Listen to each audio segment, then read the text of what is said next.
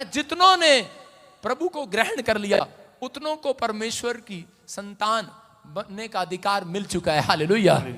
आप किसकी संतान हो? आज से परमेश्वर की संतान हो। आज बहुत सारे लोग सोचते हैं कि शायद मेरे लिए भविष्यवाणी हो, लेकिन मैं उन लोगों के लिए बोल रहा हूं कि आज भविष्यवाणी विश्वास करने वालों के लिए होगी। हालेलुया।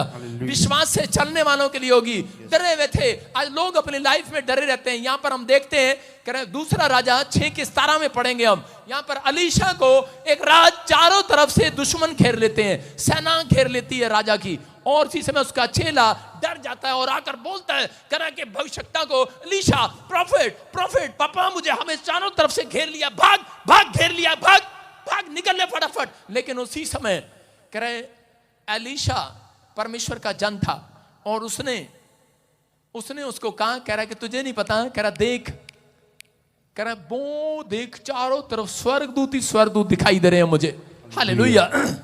उसने कहा अरे, कह रहा नहीं मुझे कहीं नहीं दिखाई दे रहे। कह रहा क्या कर रहा है, दिमाग सठिया आ गया क्या, सोच रहा होगा क्या कर रहा है। और वो निकलने के लिए बोल रहा था, बार बार प्रेशर डाल रहा था प्रॉफिट के ऊपर। कह रहा निकल, जल्दी कर।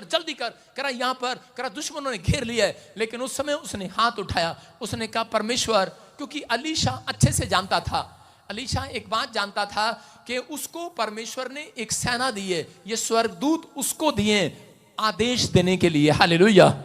और एंजल जब तक आदेश नहीं स्वीकार करते, जब तक आप अपने मुंह से उसको आदेश नहीं देते। ये देखो, तब अलीशा ने यह प्रार्थना की, हे यहोवा इसकी आंखें खोल दे कि वह देख सके। तब यहोवा ने उस सेवक की आंखें खोल दी। किसकी? चेले की आंखें खोल दी। और जब वह देख सका तब क्या देखा कि एलीशा के चारों ओर का पहाड़ अग्नि में घोड़ों और रथों से, स्वर्गदूतों से भरा हुआ है। Hallelujah, hallelujah. चारों ओर। अगर आज आप टेंशन में या किसी निराशा में, डर में जी रहे हैं, तो मैं आपको बता रहा हूं कि आपकी सुरक्षा करने के लिए आपके पास एंजल चारों तरफ आ चुके हैं, घेर चुके हैं आपको। आपके चारों तरफ एंजल ही एंजल हैं। आज रात अगर आप किसी में बीमारी में, एंजल कब भेजे जाते हैं? याद रखना, जिन लोगों ने परमेश्वर को ग्रहण कर लिया है उनके पास एंजल होते हैं। हालेलुया।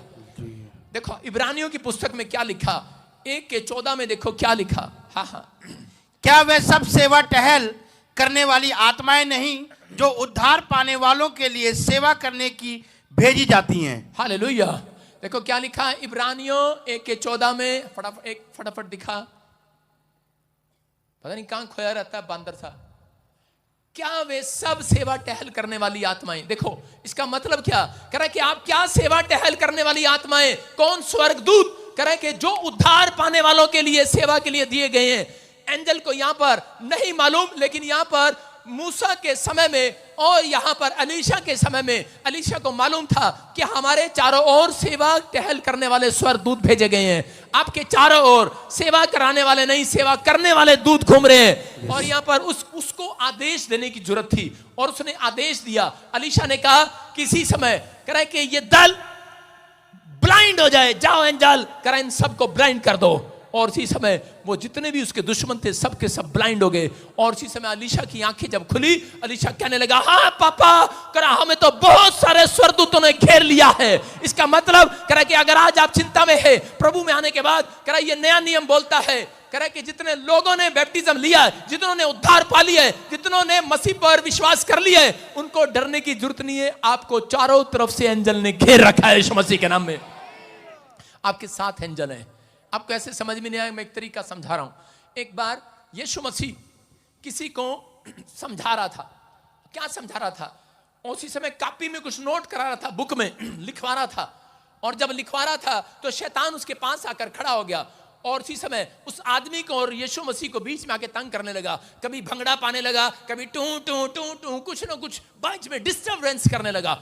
और इसी समय वो आदमी जब लिखने की कोशिश करता तो देखता बीच में तंग कर रहा है शैतान, मतलब पता नहीं क्या रूप लेकर वहां पर खड़ा होकर डांस कर रहा है, बीच में डिस्टर्बेंस कर रहा है, कभी कुछ फेंक रहा है, कभी पत्थर फेंक रहा है। लेकिन उस समय वो लिखने में, लेकिन वो सोच रहा था यीशु मसीह इसको डांटेगा, लेकिन यीशु मसीह उसको लिखवाता रहा, ये भी लिख, ये भी लिख, ये भी लिख।